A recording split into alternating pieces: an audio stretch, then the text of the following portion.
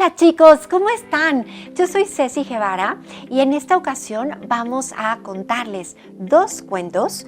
Son cuentos para pensar de Jorge Bucay. Jorge Bucay es un escritor y un psicoanalista argentino y bueno, todos sus cuentos están siempre enfocados a todo lo que tiene que ver con autoestima, con superación. Y en esta ocasión escogí dos cuentos muy breves que espero que les gusten y espero que podamos transportar su imaginación a otros mundos. ¿Están listos? Muy bien, la tristeza y la furia. En un reino encantado donde los hombres nunca pueden llegar, o quizá donde los hombres transitan eternamente sin darse cuenta, en un reino mágico donde las cosas no tangibles se vuelven concretas, había una vez un estanque maravilloso. Era una laguna de agua cristalina y pura donde nadaban peces de todos los colores existentes y donde todas las tonalidades de verde se recibían y se reflejaban permanentemente.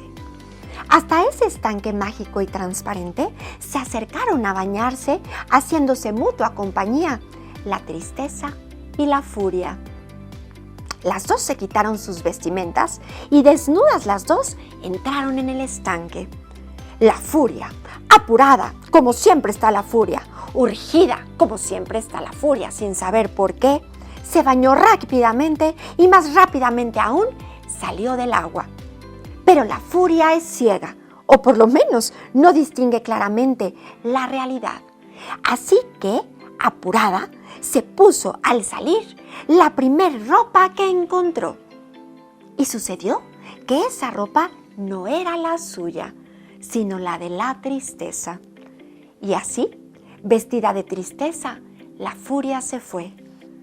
Muy calmada y muy serena, dispuesta como siempre a quedarse en el lugar donde está, la tristeza terminó su baño y sin ningún apuro, o mejor dicho, sin conciencia del paso del tiempo, con pereza y lentamente salió del estanque.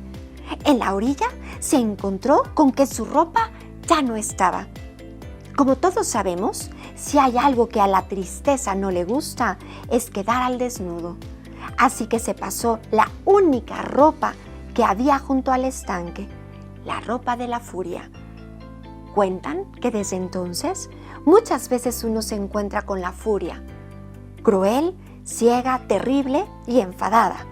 Pero si nos damos el tiempo de mirar de cerca, encontraremos que esta furia que vemos es solo un disfraz y que detrás del disfraz de la furia y del enojo, en realidad está escondida la tristeza. Este es uno de los cuentos. Vamos a leer el segundo cuento que espero que les encante. Había una vez una ciudad que estaba habitada por personas como todas las ciudades del planeta. Pero esta ciudad en especial estaba habitada por pozos vivientes, pero pozos al fin. Los pozos se diferenciaban entre sí, no solo por el lugar en el que estaban excavados, sino también por el brocal, es decir, la abertura que los conectaba con el exterior.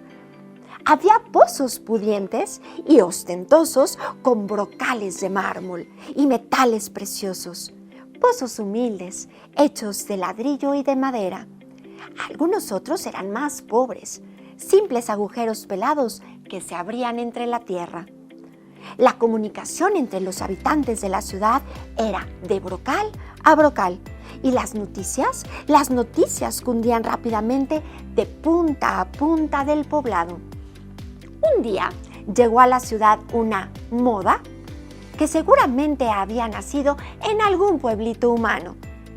La nueva idea señalaba que todo ser viviente que se preciara de serlo debería de cuidar mucho más lo interior que lo exterior. Lo importante no era lo superficial, sino el contenido. Así fue como los pozos empezaron a llenarse de cosas. Algunos se llenaron de joyas, de monedas de oro y de piedras preciosas. Otros más prácticos se llenaron de electrodomésticos y de aparatos mecánicos. Algunos más optaron por el arte y fueron llenándose de pinturas preciosas, de pianos de cola y sofisticadas esculturas postmodernas.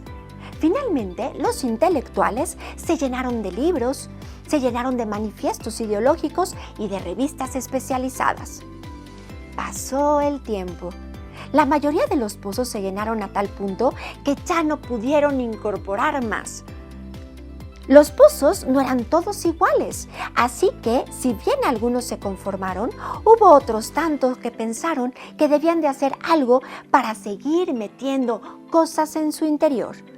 Alguno de ellos fue el primero en el lugar de apretar todo el contenido y se le ocurrió aumentar su capacidad ensanchándose. No pasó mucho tiempo antes de que la idea fuera imitada.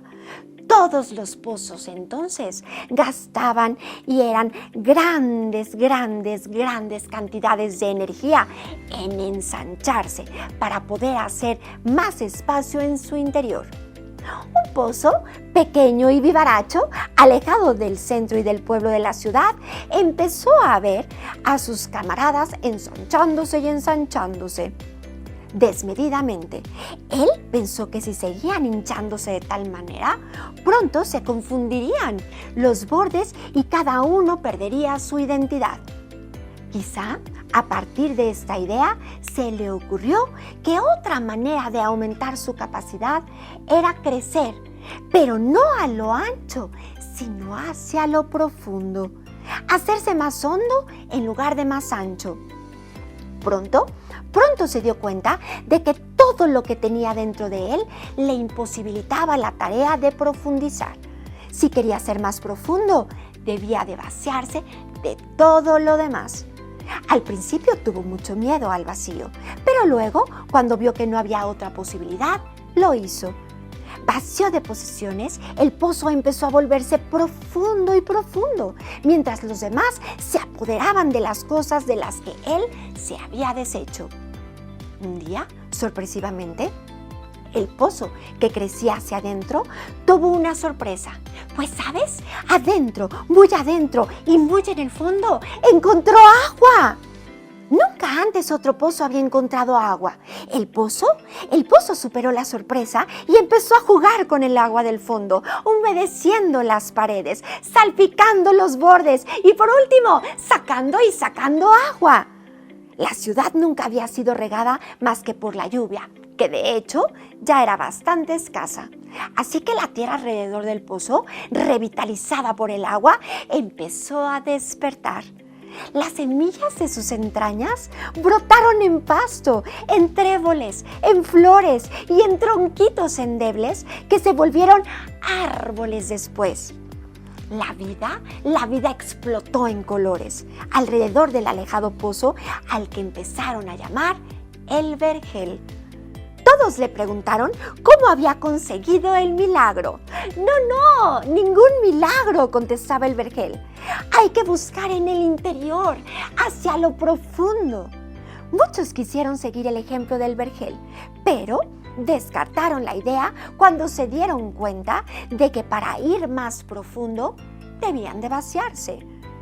Siguieron ensanchándose cada vez más para llenarse de más y de más cosas materiales. En la otra punta de la ciudad, otro pozo vivaracho decidió correr también el riesgo del vacío. Y también empezó a profundizar. Y también llegó al agua. Y también salpicó hacia afuera, creando un segundo oasis verde en el pueblo. ¿Qué harás cuando se termine el agua?, le preguntaban. No sé lo que pasará, contestaban, pero por ahora, cuanto más agua saco, más agua hay. Pasaron unos cuantos meses antes del gran descubrimiento. Un día, casi por casualidad, los dos pozos se dieron cuenta de que el agua que habían encontrado en el fondo de sí mismos era la misma. Que el mismo río subterráneo que pasaba por uno inundaba la profundidad del otro. Se dieron cuenta de que se abría para ellos una nueva vida. No solo podían comunicarse de brocal a brocal, superficialmente como todos los demás, sino que además la búsqueda les había deparado un nuevo y secreto punto de contacto.